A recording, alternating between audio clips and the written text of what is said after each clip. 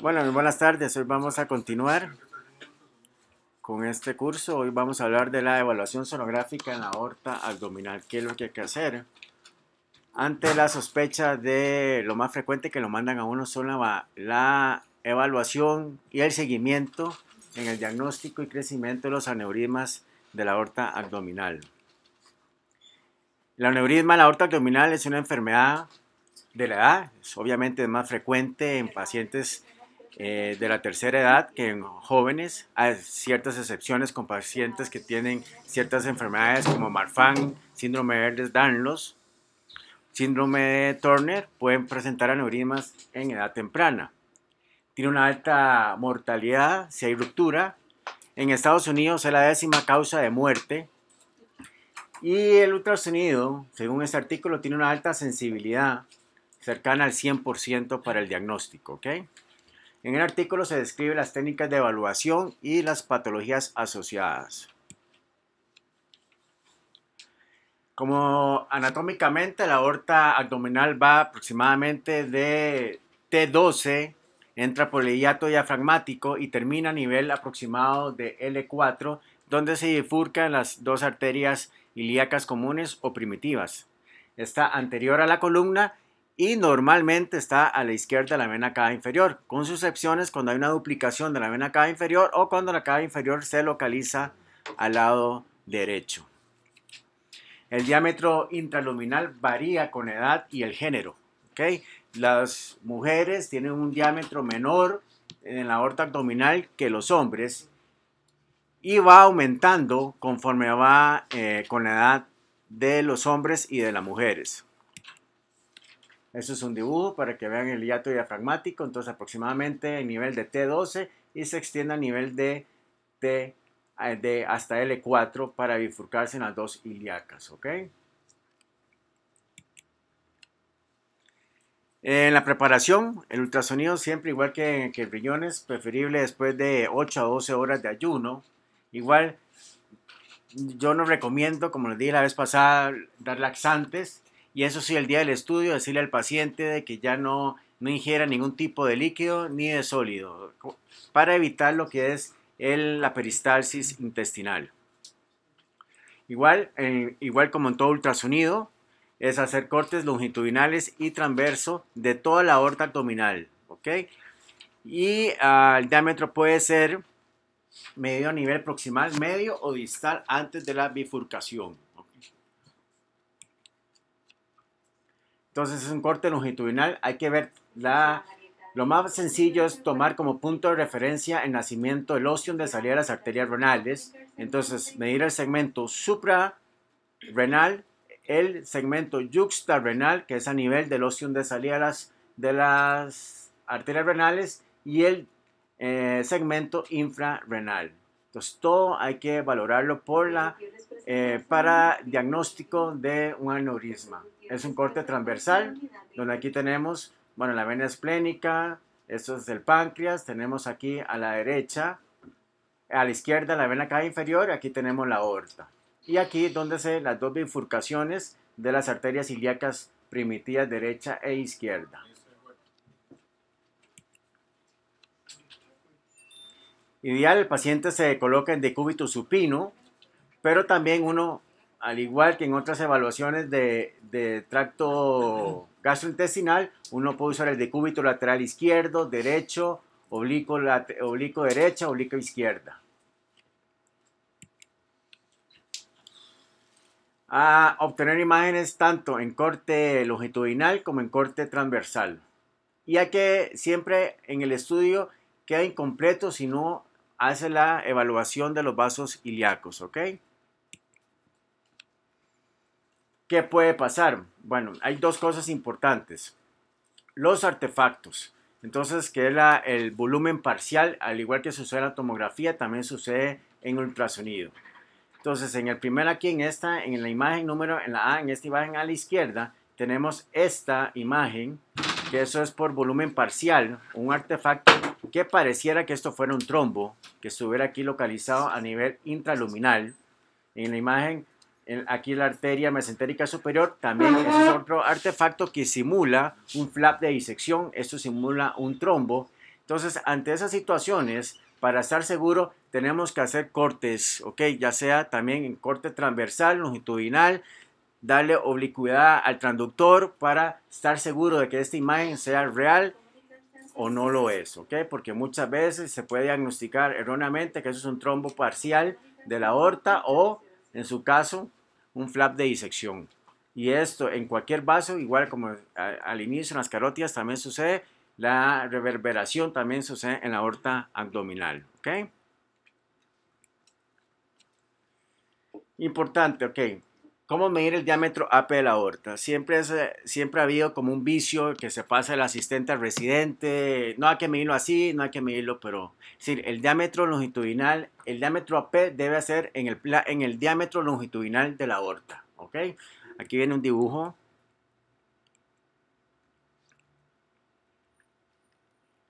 Digamos,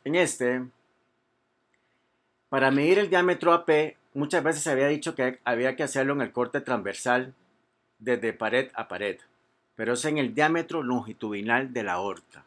Entonces, el diámetro longitudinal, entonces de pared a pared, tiene que incluir desde el perfil externo en la pared superior anterior hasta el perfil interno de la pared posterior.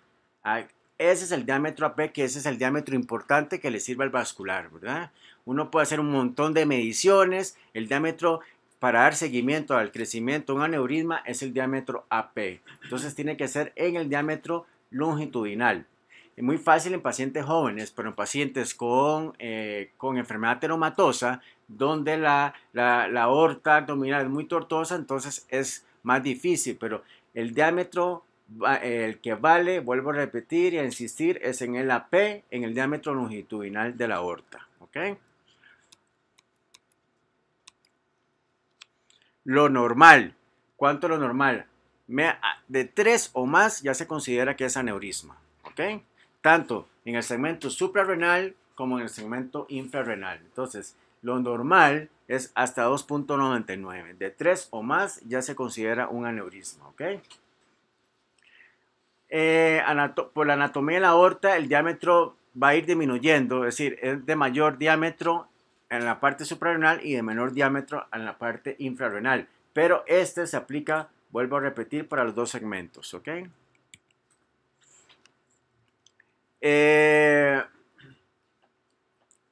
Aparte del diámetro longitudinal, uno tiene que decir hasta dónde la localización. Si la localización es suprarrenal o la localización es infrarrenal, porque el manejo de ambos aneurismas, el manejo quirúrgico es diferente. Es mucho más fácil para el cirujano reparar un aneurisma del segmento infrarrenal que un aneurisma localizado en el segmento supra o yuxtarrenal. ¿Por qué? Por el nacimiento de las arterias renales. Es decir, con solo el compromiso, al hacer un tratamiento, una endoprótesis, colocar y que involucre el nacimiento de las arterias renales, ya conlleva una mayor vulnerabilidad para el paciente. ¿Okay? Aparte de la localización, hay que ver hasta dónde se extiende. Es importante si se extiende hasta la bifurcación o se extiende distal a la bifurcación, así que compromete a los vasos ilíacos. ¿Okay? El Doppler nos va a dar que si existe permeabilidad o si hay un trombo intraluminal, cuánto está obliterando la luz del aneurisma. ¿Okay?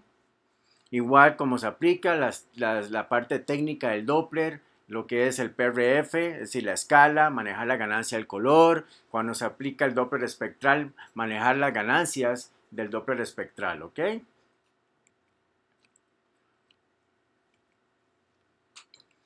El flujo sanguíneo, como en cualquier vaso en la aorta, es laminar, perdón. Centralmente es un flujo laminar y más hacia la periferia el flujo se hace más turbulento, ¿ok? El flujo, el espectro en la aorta suprarrenal es un espectro monofásico de alta resistencia. ¿Okay? Y el espectro por debajo del nacimiento de las arterias renales es un espectro que puede ser trifásico o bifásico, pero igual de alta resistencia. ¿Okay?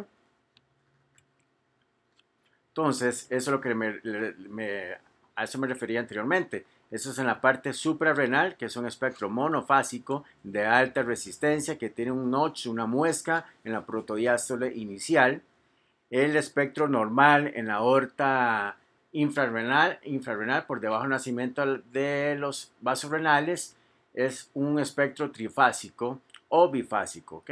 Pero son ambos de alta resistencia.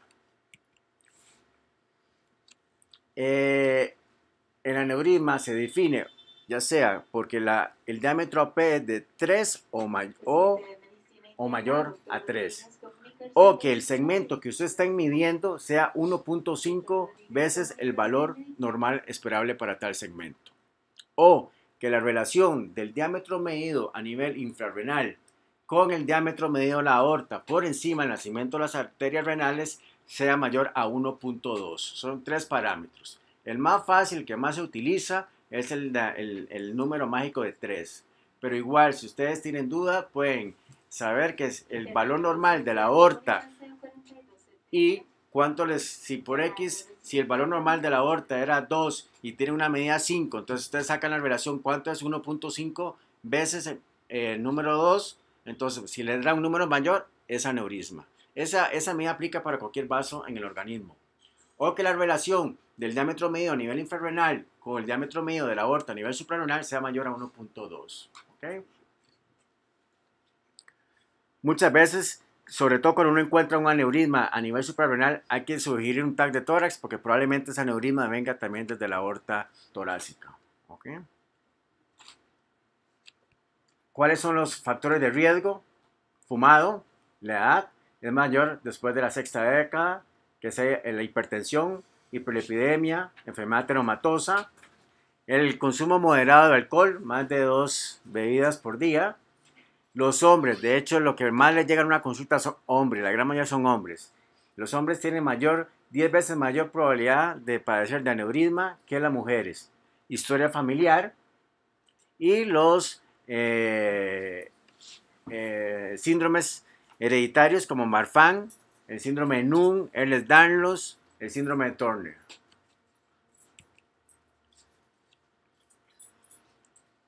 La sintomatología son los pacientes que consultan al servicio de urgencias porque tienen dolor, sobre todo referido a nivel posterior, se le palpa una masa pulsátil, ¿ok? Y pacientes con hipotensión son que hay que altamente sospecha de que pueda tener un aneurisma.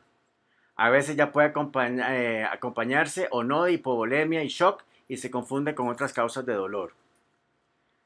Se dice que todo hombre mayor de 60 años debería tener un screening para detectar aneurismas. Eso sería el ideal.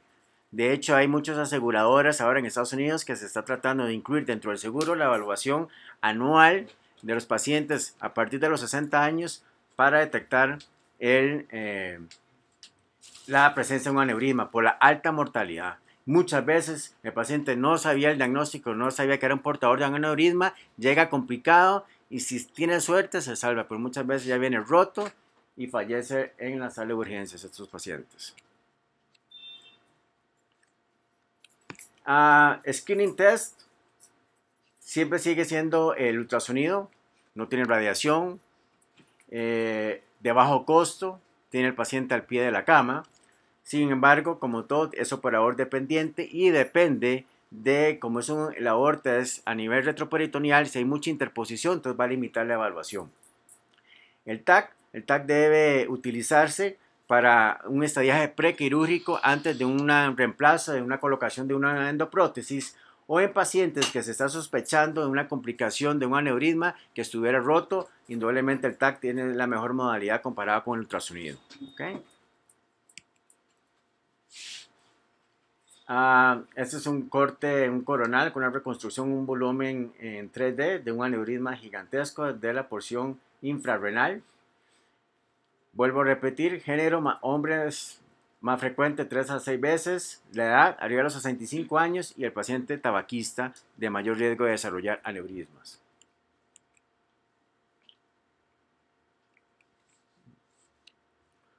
Ok, ¿qué nos va a interesar? Entonces, la morfología, a la hora de hacer un reporte, ustedes en el ultrasonido, como les dije inicialmente, tienen que decir localización del aneurisma, si es suprarrenal, yuxtarrenal o infrarrenal. El más frecuente es a nivel infrarrenal. ¿Cuál es la morfología del aneurisma? La gran mayoría son fusiformes, es decir, que hay un crecimiento simétrico en las paredes de la aorta abdominal. El otro menos frecuente es el sacular, que el sacular es el que uno ve en los aneurismas micóticos y en los aneurismas inflamatorios, ¿ok?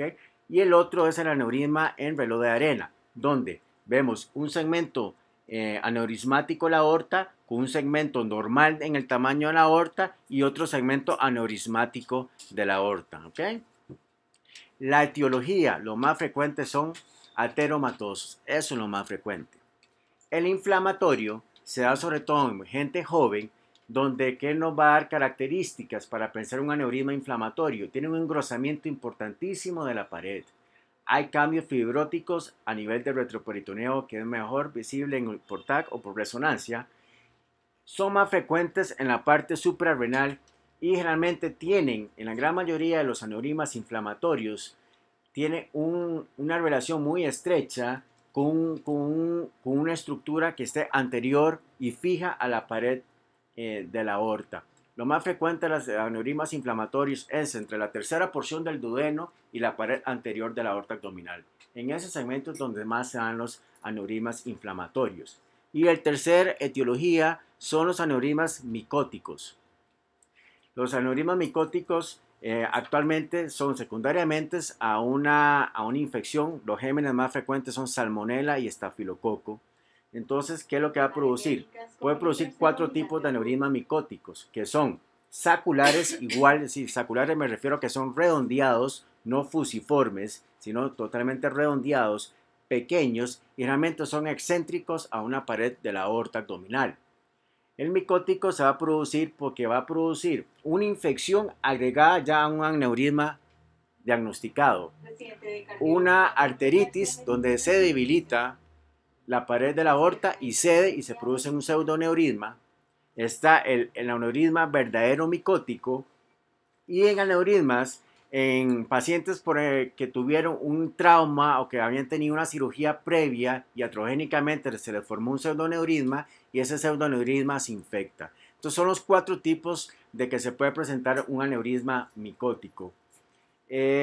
Aquí yo tuve la oportunidad de ver, el año pasado fue una paciente diabética que tenía una pielonefritis complicada, hizo un absceso del espacio pararenal anterior y a la vez se extendió, hizo un pseudoneurisma de la pared posterior de la aorta abdominal. Entonces eso cataloga como un aneurisma micótico. ¿Okay? Y la extensión, entonces, sí, ¿hasta dónde se extiende? Por ultrasonido, a diferencia del TAC, es muy difícil lo que es medir el cuello proximal y el cuello distal del aneurisma. ¿Qué significa el cuello proximal? Si han escuchado de eso. Bueno, el cuello proximal le sirve todo, es para el planeamiento del abordaje prequirúrgico para la colocación de una endoprótesis. El cuello proximal es la medida que se da de la arteria renal izquierda al inicio del aneurisma. Eso es el cuello proximal. El cuello distal es de dónde termina de dónde finaliza el aneurisma, cuánto es en diámetros a la bifurcación. Esa distancia es el cuello distal. Hay otras medidas que uno puede agregar, es que cuánto mide el diámetro AP de las arterias ilíacas comunes, a cuánto está la bifurcación de la arteria hipogástrica, que son medidas que le sirven al vascular para la hora de escoger la endoprótesis, ¿ok? Pero digamos, básicamente uno, y sobre todo con tomografía, tiene que decir el cuello proximal, el diámetro AP del aneurisma, la longitud del aneurisma, si se extiende la bifurcación de la aorta, cuánto es el cuello distal, es decir, de donde finaliza el aneurisma, a qué distancia se encuentra la bifurcación, si hay compromiso de las arterias ilíacas y el diámetro AP de las arterias ilíacas comunes, ¿ok?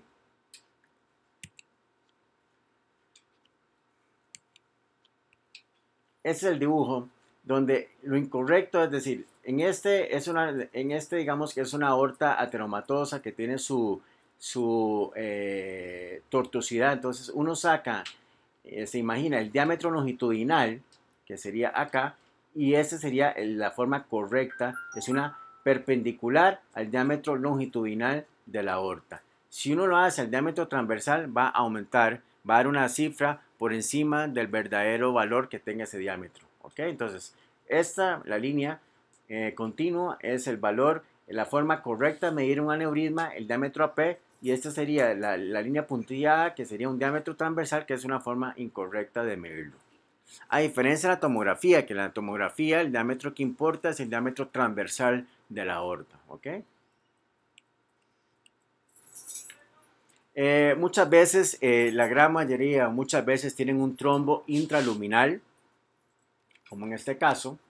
Entonces, eso es una cosa muy importante, es decir, hay que diferenciar si ese trombo es intraluminal o ese trombo es intramural, ¿verdad? Porque si es un trombo intramural, la posibilidad fue o que tuvo una disección que ya trombosó o que tuvo una úlcera tenomatosa que hizo una disección. Entonces, una de lo más frecuente, de lo más fácil es que generalmente las calcificaciones de la íntima de la pared van a estar posterior al trombo. Entonces, cuando uno ve calcificaciones por detrás del trombo, uno dice, eso es un trombo intraluminal con toda certeza, ¿ok? Muchas veces, dependiendo de la cronicidad que tenga ese trombo, se va a calcificar. Entonces van a aparecer tanto calcificaciones en la pared como calcificaciones en la periferia del trombo intraluminal.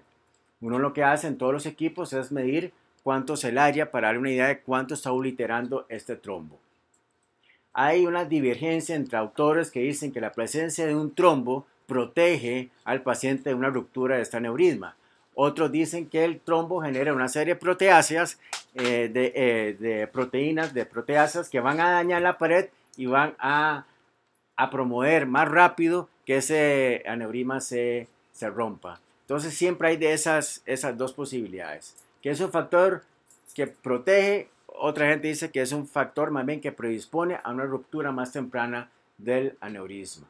Pero eso sí es importante, entonces saber distinguir que es trombo intraluminal o trombo intramural. Porque muchas veces tienen el concepto, pero a la hora de reportar, lo reportan mal, entonces ya enredan. Entonces ya en un reporte, si me ponen que es un trombo intramural, entonces ya cambia la situación, porque el vascular o el médico tratante, el internista, el emergenciólogo va a decir, ok, algo pasó, si no es, ok. Entonces lo más frecuente que vemos son trombos intraluminales, ok.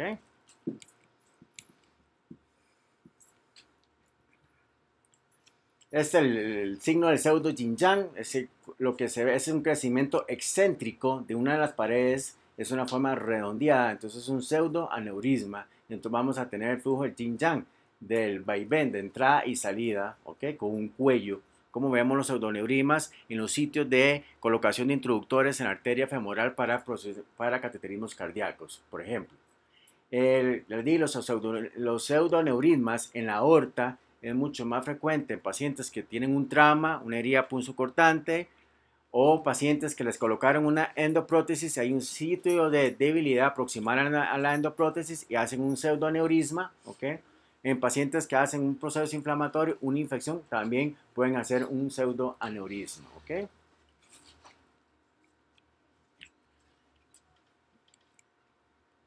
Eso ya les había, la localización siempre suprarrenal, yuxtarrenal o infrarrenal. La morfología fusiforme, que es lo más frecuente, redondeados o saculares y en reloj de arena. Y la etiología, lo más frecuente es la enfermedad teromatosa, después sigue la enfermedad inflamatoria y lo último la aneurismas micóticos. Ruptura del aneurisma. Todo aneurisma, ¿por qué es que mandan un seguimiento anual de estos pacientes? Porque se ha dicho que pacientes donde tienen un aneurisma y tienen una medida de 6 centímetros o más en el diámetro AP, tienen una mortalidad de una ruptura espontánea es altísima, casi, y la mortalidad va a alcanzar el 95%. Entonces, todo paciente que tenga una medida de 6 o más son pacientes que van a cirugía, a una endoprótesis. Entonces, por eso es que todos los vasculares mandan a los pacientes que ya tienen un diagnóstico de aneurisma a darles un seguimiento anual por ultrasonido para ver la tasa de crecimiento. ¿Ok? Cuando se rompe, generalmente el hematoma y el líquido libre periaórtico y el hematoma va generalmente a la parte izquierda del retroperitoneal paraórtico. Es lo más frecuente, donde uno ve el hematoma ya organizado o el líquido libre. La sensibilidad del ultrasonido para decir que este aneurisma está roto es baja. Ya si uno logra ver la cantidad de líquido libre o logra ver el hematoma, uno dice con alta especificidad de que está roto, pero muchas veces no se logra ver el hematoma. O dependiendo de la experiencia que tenga el médico, va a pasar por alto un hematoma. Una vez hace como 3 años, que antes hacíamos los FAS en emergencias, llamaron urgente, médico residente de radiología, sala de shock. Entonces fueron, hicieron. Entonces cuando uno los mandaba ya que iban solos, entonces cualquier cosa llaman de nuevo. Entonces el residente llamó porque estaba viendo una imagen que no, el paciente venía con dolor, hipotenso, estaba chocando, entonces donde hace no veía líquido libre, pero sí le llamó la atención, que eso es lo importante, de que había una imagen ecogénica que abarcaba todo el abdomen izquierdo. Se subió, lo que tenía era un hematoma por un aneurisma roto. Se murió ahí en sala de shock. Pero muchas veces uno pasa por alto. Si hay mucho gas y dependiendo de la ecogenicidad que tenga el hematoma, usted dice, eso es grasa mesentérica. No, no tiene nada. No está roto. Entonces, ante esas, ya cuando se sospecha, aquí, aunque uno diga 100% por ultrasonido, siempre le van a pedir el TAC. Entonces, siempre le van a pedir un angioTAC porque es la manera idónea para las complicaciones de un aneurisma. ¿Ok?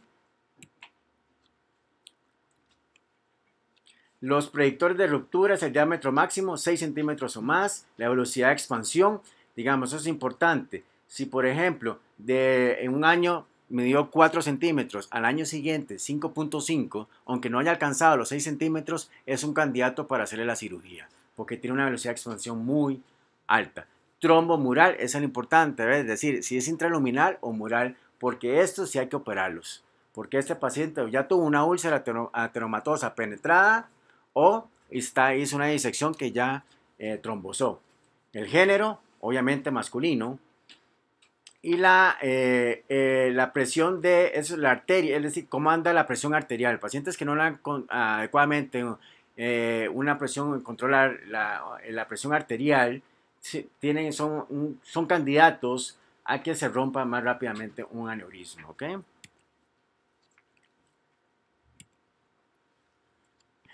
La velocidad de expansión se dice que por año en los hombres es 3.2 milímetros y en mujeres es de 2.6 milímetros, ¿ok?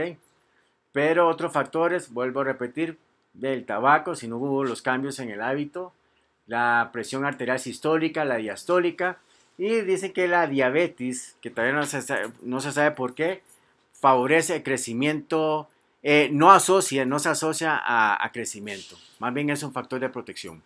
No se sabe por qué todavía. Trombo mural, aquí es decir, no es trombo mural, aquí tenemos que decir, esa es otra palabra que yo la evito. Mural, es decir, uno puede confundir que mural me puede decir está en la pared.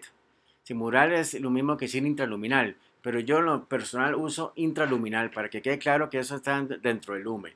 Pero igual usted puede usar la palabra trombo mural. Sin embargo, a veces se presta para confusión. Entonces, mejor, si refiero que está dentro de la pared, intramural; si está fuera de la pared, intraluminal.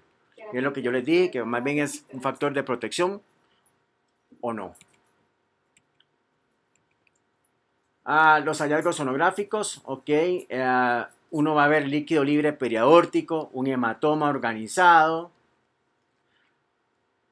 El TAC de comedia de contraste es el examen por imágenes idóneo para las complicaciones, ¿ok?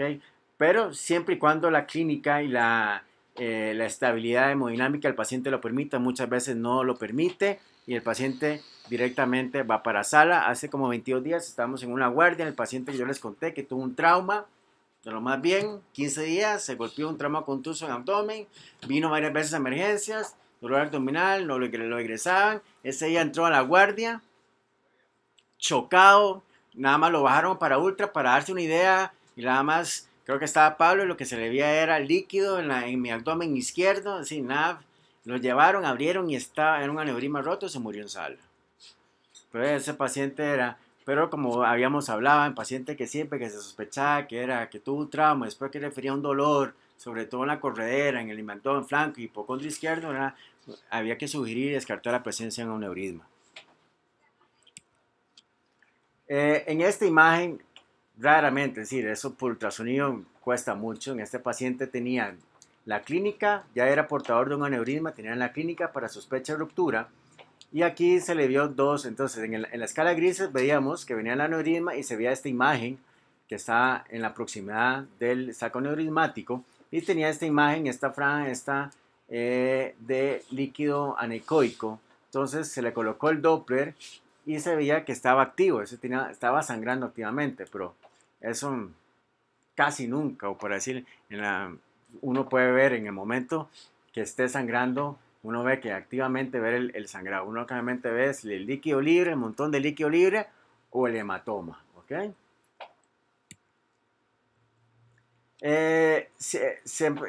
Ahora se está utilizando, todavía en Estados Unidos no está aprobado lo que es usar igual la sonografía contrastada para lo que es ver en tiempo real en pacientes que se está sospechando que la ruptura de un aneurisma, ¿ok?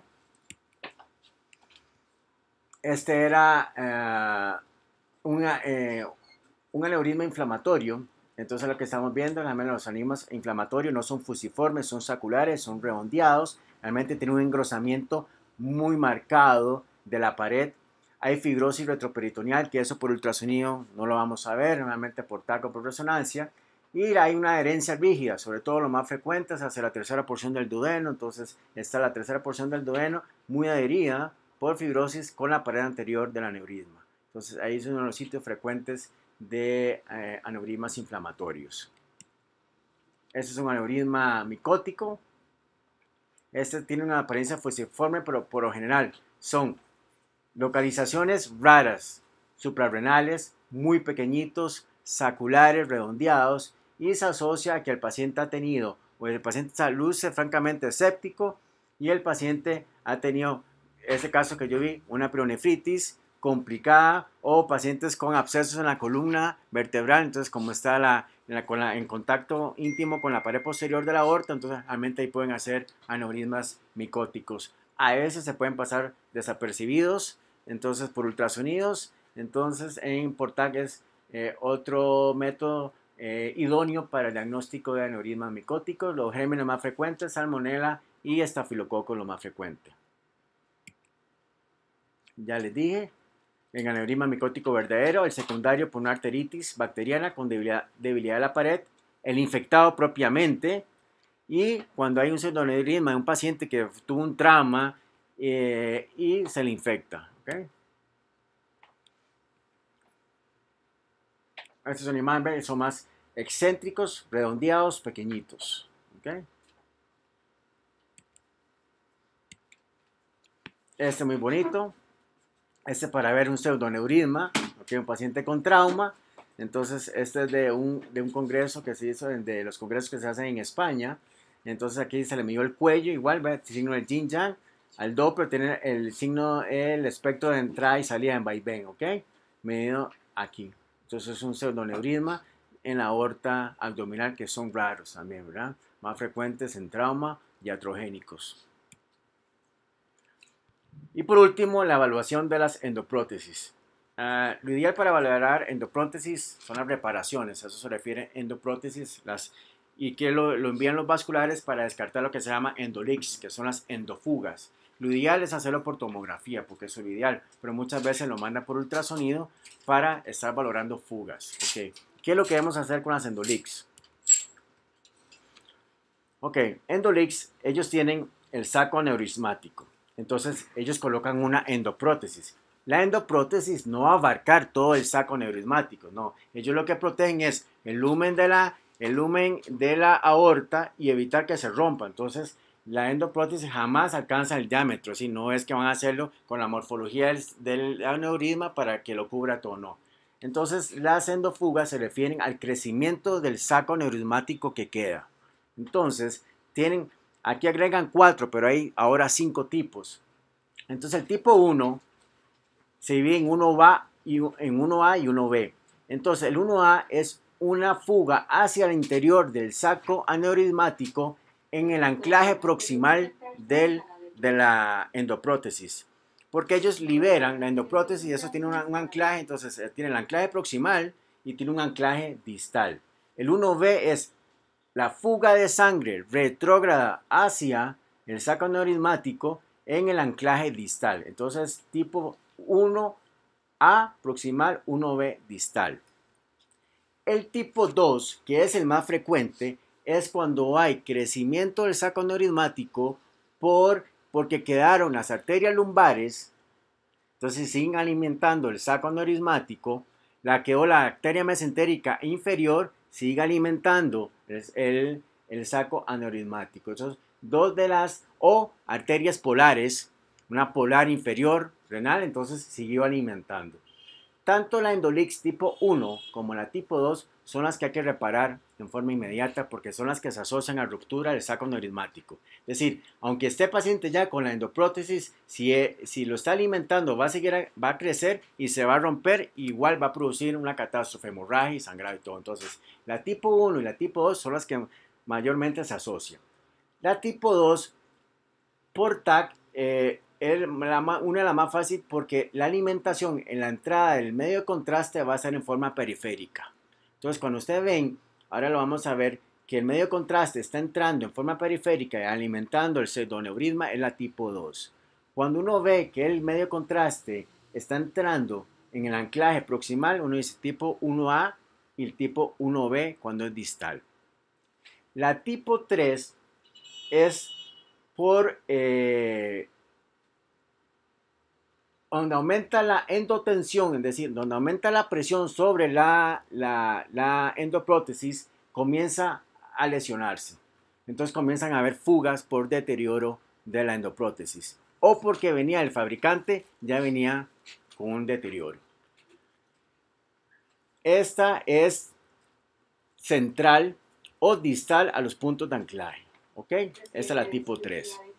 La tipo 4 se hace un diagnóstico, inmediatamente lo hace el vascular, donde colocó, esos pacientes están anticoagulados para colocar la endoprótesis, donde colocaron la endoprótesis, vieron inmediatamente que el saco aneurismático se llenó de sangre.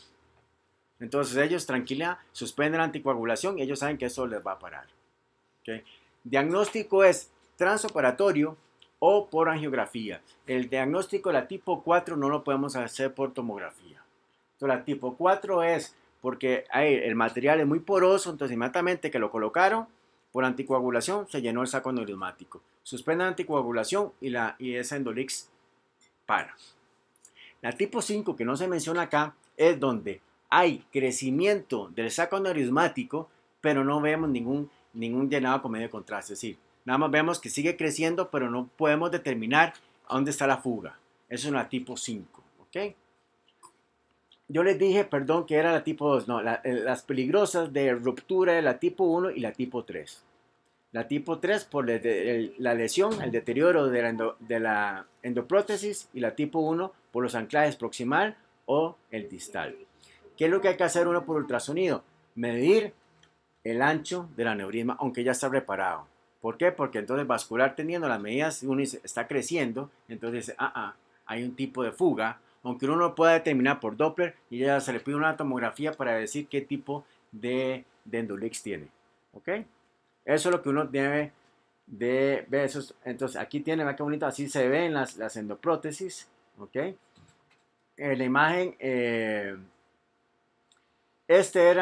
aquí no pusieron pero esta, si más recuerdo, era una tipo 1 proximal. Está en el anclaje proximal acá, entonces hubo una fuga en medio de contraste hacia el interior, está alimentando el saco aneurismático a nivel proximal. Esto es para verlo por ultrasonido, pero realmente por ultrasonido cuesta mucho, ¿ok?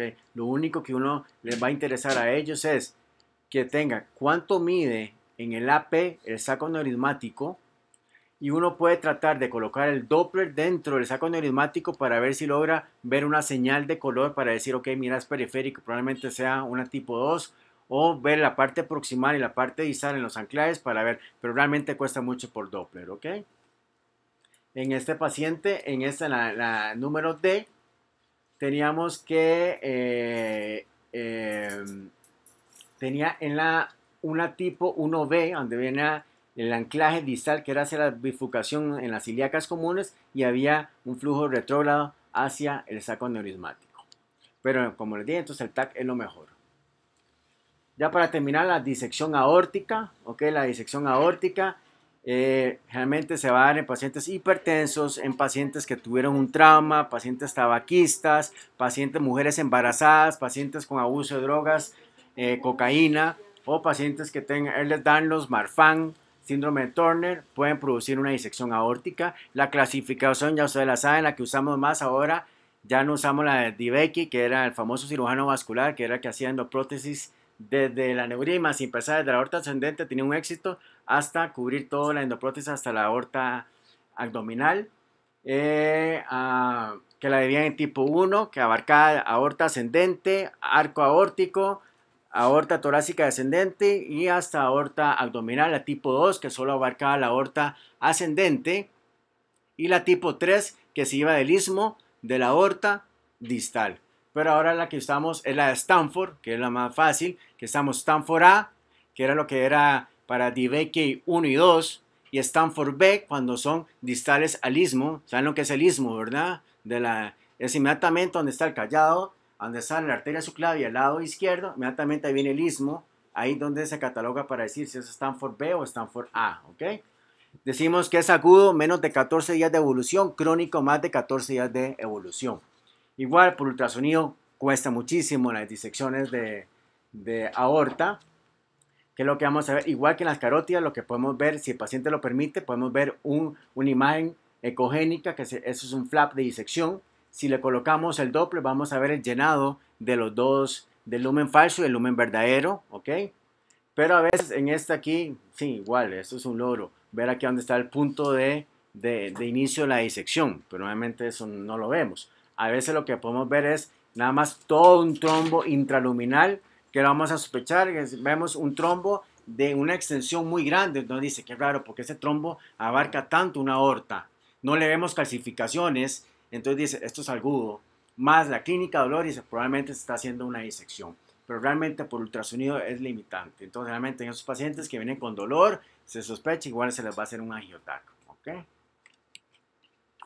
Esas son las limitaciones que ya se los dije para aneurismas y para las disecciones. Aquí en resumen, entonces es un detector exacto de aneurisma de aorta abdominal y siempre más fácil, es fácilmente disponible por bajo costo, consume menos tiempo y que otros métodos. Es fácil y útil en la evaluación de emergencia y ruptura en salas de shock. El diámetro sonográfico es basado en el diámetro máximo AP, en el diámetro longitudinal de la aorta. 3 o más se considera aneurisma.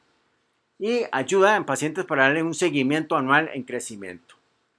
Útil para detectar rupturas. Aquí entre signos de pregunta, no admiración, yo hubiera puesto signos de pregunta porque depende del paciente, ¿ok? ¿Alguna pregunta? Este fue uno que se le hizo.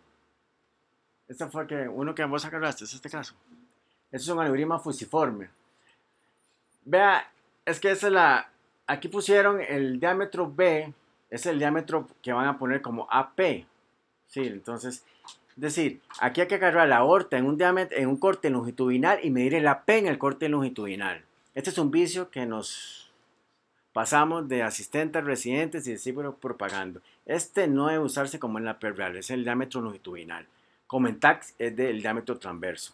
Pero es un aneurisma fusiforme en una aorta ateromatosa. Entonces uno mide el diámetro longitudinal. Aquí lo ideal era, ese es el diámetro longitudinal. Entonces de aquí, de pared a pared, ese es el diámetro AP de ese aneurisma. ¿Ok? Ese era el cuello proximal, entonces que va del nacimiento de la arteria renal izquierda al inicio del aneurisma. Ese es el cuello proximal. El cuello distal, ese será el diámetro de lo que es del cuello, cuando termina el aneurisma, hace la bifurcación de la aorta, ¿ok? Ese es el diámetro intraluminal. ¿Okay? Eso lo tienen todo el modo ahí para que ustedes sacan el área, cuánto es lo que queda, el mismo equipo se lo tiran. Aquí lo tienen, el equipo lo tiene, entonces, ¿qué tenía? Entonces, el aneurisma estaba nada más dejando una luz aproximada de un 36%, estaba obliterando en un 64% la luz del aneurisma, ¿ok? ¿Alguna pregunta? Si el paciente está disecado, al clínico le interesa saber el punto de disección, aunque sea, básicamente siempre va a pedir la tomografía. Sí. Pero en el caso de que sea un paciente que esté inestable, que tengan que llevarlo hasta la operación y se va así, voy a abrir, pero ¿dónde está? O sea, voy a quitar. Si es intraabdominalmente, que nomás pide ultrasonido, le gustaría para saber si el punto de inicio es solo en la aorta abdominal, que no es lo mismo. Es sobre todo para el trabajo que deba de hacer uno para no, y por el abordaje quirúrgico, no es lo mismo reparar una disección en la aorta que reparar una disección que venga desde arriba. ¿Okay? Sí. Lo que pasa es que por ultrasonido ver el punto de inicio de la disección es bien difícil, ¿verdad? Ideal sí, porque usted le puede decir, pero usted, yo no lo aseguraría 100% decir, el punto de disección está solo en la aorta abdominal. No. Aunque lo esté viendo, no lo pongo. Sugiero el TAC porque es jugarse muchos chances. Decirle, y de hecho no te lo van a creer, por más experiencia que usted haya hecho 1.000.000 de aneurismas, 1.000.000 de disecciones, no te van a creer. A veces no, hagámoslo en TAC, porque saben que no. Si eso viene de allá arriba, que muchas veces las que encontramos en la aorta abdominal vienen disecando desde arriba. Para no perder tiempo. Exactamente. Además, no lo mismo porque por ultrasonido tampoco vemos los vasos, las ramas. Hay que ver si el tronco ciliaco está disecando, si está disecando las arterias renales, si la arteria mesentérica superior está disecando. Porque el manejo va a ser diferente. Entonces el ultrasonido en eso queda muy limitado. Si usted logra ver si hay un flap de disección, algo que no sospechaba o que era un dolor abdominal, usted dice, ay no, si tiene un flap de disección, hagámosle un angioTAC. Para eso sí el aneurisma, para X paciente con dolor abdominal agudo, que se está poniendo muy mal, entonces lo podemos. Pero ya decir exactamente dónde está el inicio de la disección, no, porque hay muchas limitantes que no, la resolución espacial no lo tenemos con ultrasonido.